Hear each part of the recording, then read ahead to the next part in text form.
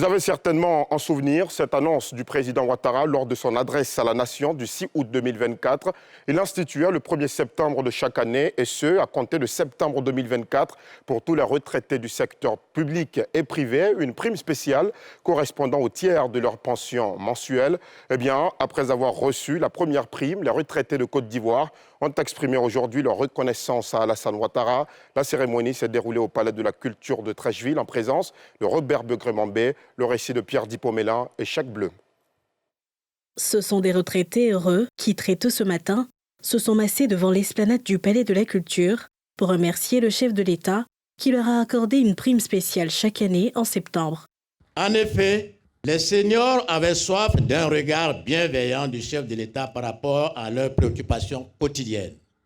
Nous, retraités de Côte d'Ivoire, issus de toutes les régions de la Côte d'Ivoire, avons jugé bon de dédier une journée spéciale pour organiser une cérémonie et exprimer notre reconnaissance envers M. le Président de la République pour les dispositions prises pour améliorer nos conditions de vie. Le chef du gouvernement, Robert Begré-Mambé, a salué cette reconnaissance des seniors à l'endroit du chef de l'État, tout en exprimant sa fierté pour leur contribution dans la construction du pays. Il y en a à qui vous donnez et ils disent c'est pas beaucoup.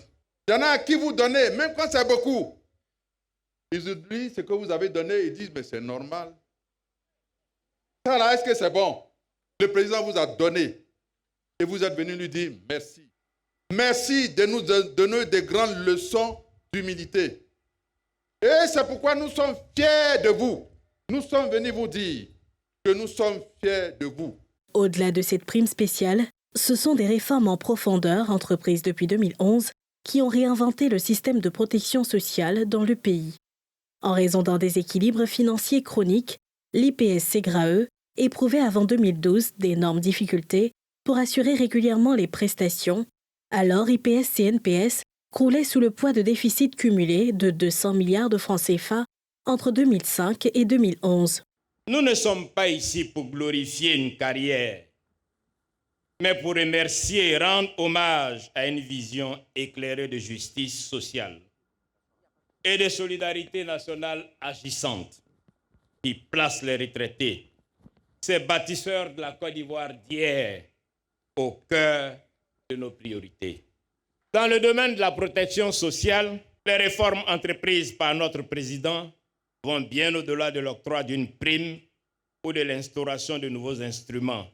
Nous assistons à une véritable réforme complète de notre système de protection sociale avec une approche inclusive et durable. L'augmentation de l'âge de départ à la retraite de 55 ans à 60 ans, l'augmentation des cotisations de 8 à 12 % et ensuite de 12 à 14 % entre 2012 et 2013.